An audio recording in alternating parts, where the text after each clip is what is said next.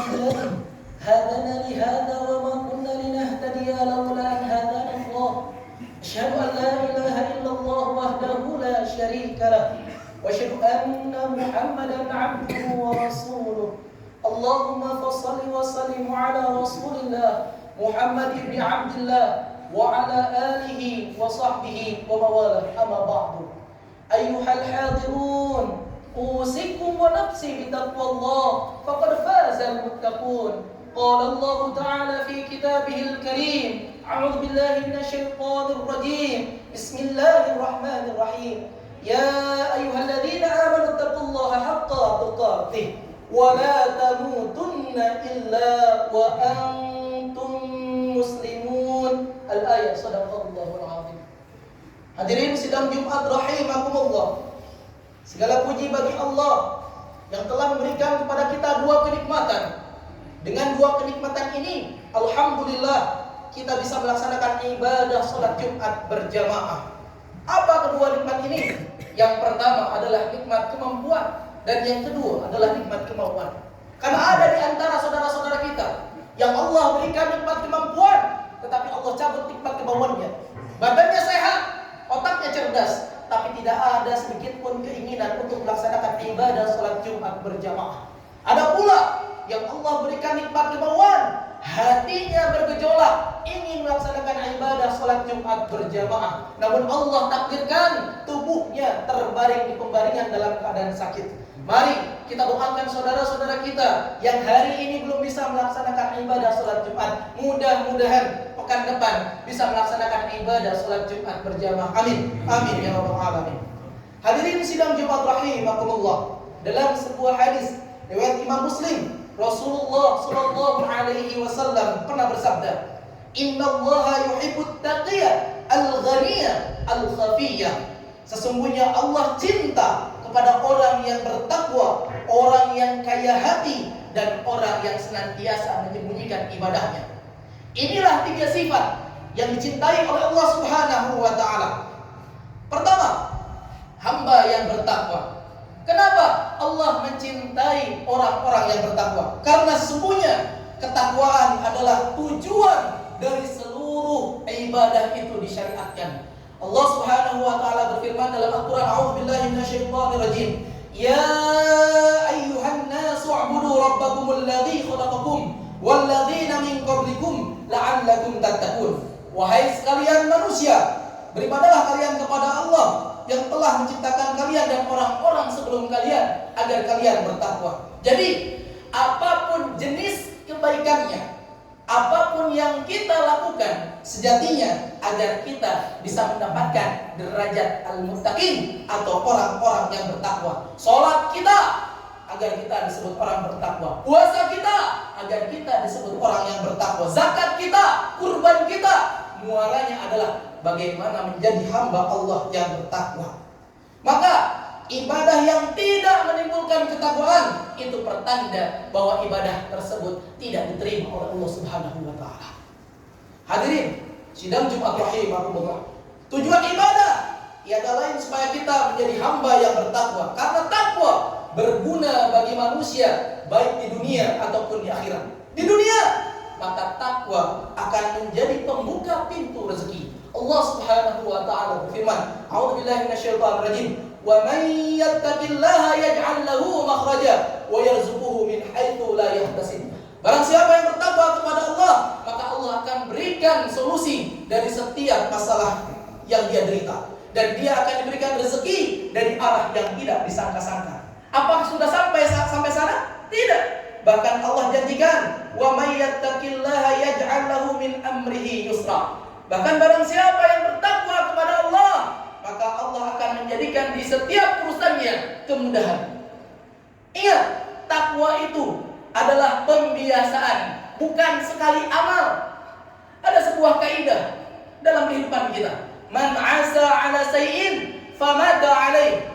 Barang siapa yang hidup dengan satu kebiasaan, maka ia akan diwafatkan dengan kebiasaan itu.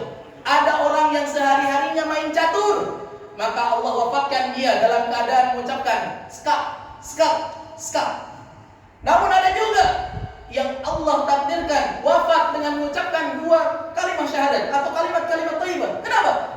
dia biasakan kalimat thayyibah itu, dia ucapkan di kesehariannya. Artinya ujian takwa itu bukan hari ini, tetapi kelak nanti di akhirat. Apakah kita termasuk orang yang berbahagia masuk surga Allah Subhanahu wa taala, atau kita termasuk orang yang merana masuk neraka Allah Subhanahu wa taala.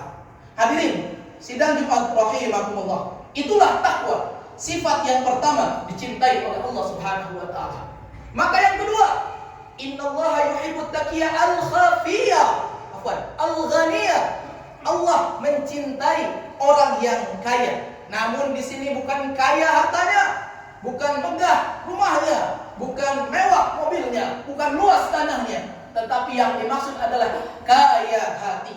Orang-orang yang kaya hati, mereka akan mendapatkan sifat yang bernama qanaah, merasa puas, bersyukur dengan apa yang diberikan Allah Subhanahu wa taala. Pernah ada sebuah quote yang berjalan dalam sebuah media sosial. Takdir terbaik adalah apa yang kita jalani hari ini, dan hadiah terbaik adalah apa yang kita dapatkan saat ini. Hadirin sidang Jumat rahimakumullah, orang yang qanaah tidak tenggelam dalam dunia karena tujuan utamanya akhirat. Disebutkan dalam hadis Rasulullah sallallahu alaihi wasallam bersabda, "Man kanat al-akhiratu niyyatuhu." Barang siapa yang di dalam hatinya diniatkan untuk akhirat, jama'allahu lahu amrahu, Allah akan menyatukan segala urusannya yang terjelai-belai. Wa jala ginahu fi qalbihi, dan Allah akan jadikan kekayaan di dalam hatinya.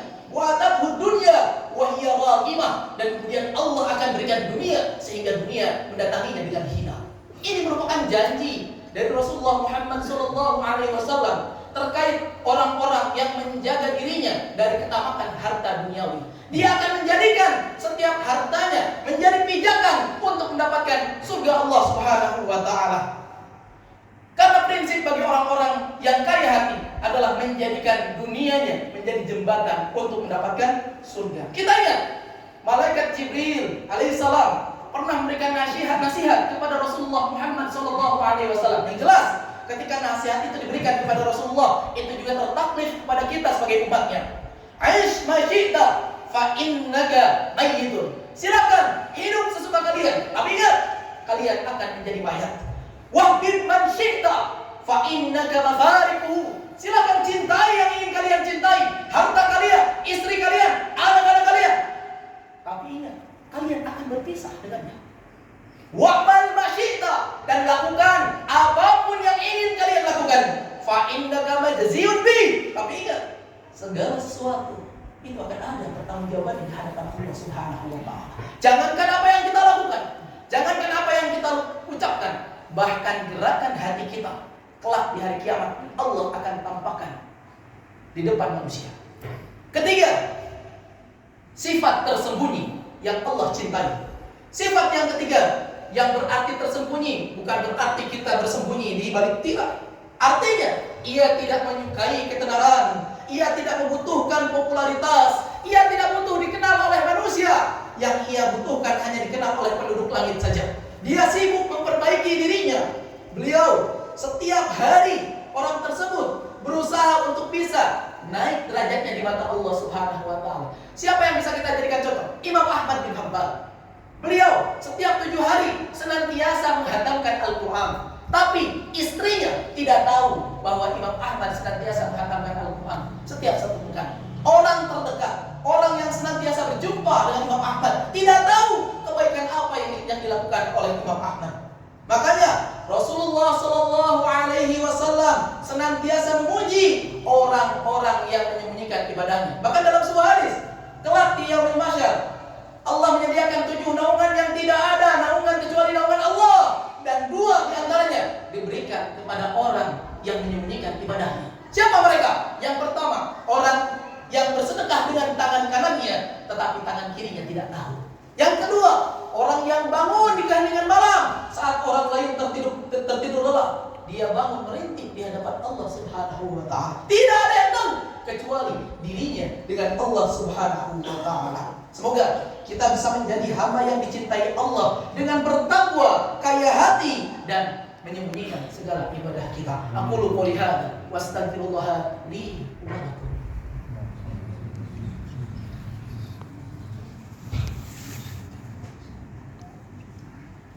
Alhamdulillahi rabbil alamin hamdan katsiran kama amara. Asyhadu an la ilaha illallah wahdahu la syarika lah wa asyhadu anna Muhammadan abduhu wa rasuluh. Allahumma shalli wa sallim ala rasulina Muhammadin bin Abdillah wa ala alihi wa sahbihi wa mawalah.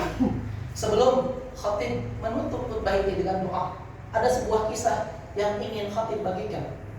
Di dalam sebuah kajian, ada seorang ustaz yang menutup kajiannya dengan kalimat, sesungguhnya dunia itu gelap, sedangkan akhirat itu terang. Namun, karena sempitnya waktu, akhirnya kiai tersebut menutup kajiannya.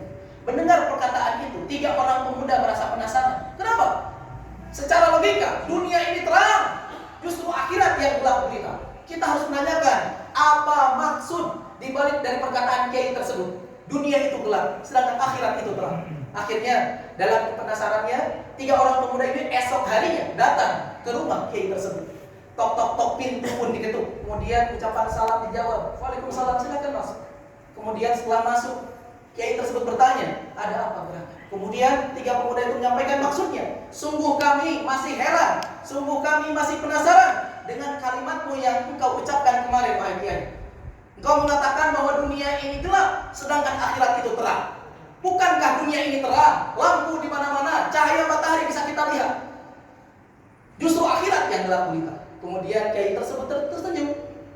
Mari ikut saya. Kemudian kiai tersebut membawa 3 orang pemuda ke balik rumahnya. Ternyata di balik rumahnya ada gua, yang gua tersebut bisa dimasuki dan ada jalan keluarnya. Kemudian kiai tersebut berbicara, nanti masing-masing dari kalian silakan masuk bergiliran. Maka setelah masuk, pastikan ambil kerikil yang bisa kalian bawa. Maka masuklah pemuda yang pertama. Begitu masuk, kaget pemuda tersebut. Saking gelapnya, dia tidak bisa berjalan. Akhirnya tangannya hanya menempel di tembok untuk bisa sampai ke pintu keluar. Sampai akhirnya dia tidak mendapatkan 1 kerikil.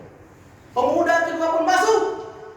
Dalam keadaan gelap gulita, dia terpapar-papar, masih ingat sedikit tentang amanah yang diberikan kiai tersebut. Akhirnya dia mengambil 1 butir kerikil dan kemudian keluar dengan selamat.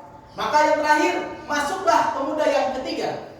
Pemuda ketiga ini, dia langsung masuk dalam keadaan gelap. Yang dia pikirkan adalah perintah kiai tersebut. Dia ambil kerikil sebanyak-banyaknya. Dia masukkan ke kantong sakunya. Dia masukkan ke kantong celananya. Dia pun keluar. Kemudian setelah keluar, kiai tersebut berkata, silakan keluarkan apa yang kalian dapatkan di gua tadi. Ternyata setelah dikeluarkan kerikil-kerikil tadi itu ternyata adalah bongkahan emas. Maka menyesallah orang pertama. Kenapa? Karena dia fokus hanya mencari tempat keluar saja tanpa memperhatikan perintah kiai tersebut. Yang kedua, menyesal pula. Kenapa? Kenapa hanya sedikit yang aku ambil? Yang ketiga pun menyesal. Masih bisa sebetulnya kantong ini aku isi. Masih bisa kantong saku celana ini aku isi. Tetapi semuanya menyesal. Itulah gambaran kehidupan yang gelap, sedangkan akhirat yang terang. Hari ini kita tidak tahu pahala sholat kita seperti apa. Hari ini kita tidak tahu pahala sedekah kita seperti apa. Hari ini kita tidak tahu pahala kurban kita sebesar apa. Tapi kelak di hari kiamat Allah akan tampakkan semua itu di hadapan kita semua. Wa may ya'mal mithqala dzarratin khairan yarah wa may ya'mal mithqala dzarratin syarran yarah. Allah akan tampakkan perbuatan baik walaupun sebiji zarah, bahkan Allah akan tampakkan perbuatan yang buruk bahkan sebiji zarah. Innallaha wa malaikatahu yusholluna 'alan nabi ya ayyuhalladzina amanu shallu 'alaihi wa sallimu taslima. Allahumma shalli 'ala Muhammad wa sallim radhiyallahu tabaraka wa ta'ala an kulli sahabati rasulillah ajmain. Amin amin ya rabbal alamin. Allahumma ighfir lil mu'minina wal mu'minat wal muslimina wal muslimat al ahya minhum wal amwat. Rabbana ya rabbana ظلمنا أنفسنا وإن لم تغفر لنا وترحمنا لنكونن من الخاسرين. ربنا آتنا في الدنيا حسنة وفي الآخرة حسنة وقنا عذاب النار. عباد الله إن الله يأمر بالعدل والإحسان وإيتاء ذي القربى وينهى عن الفحشاء والمنكر والبغي يعظكم لعلكم تذكرون ولذكر الله أكبر والله يعلم ما تصنعون. أكيد.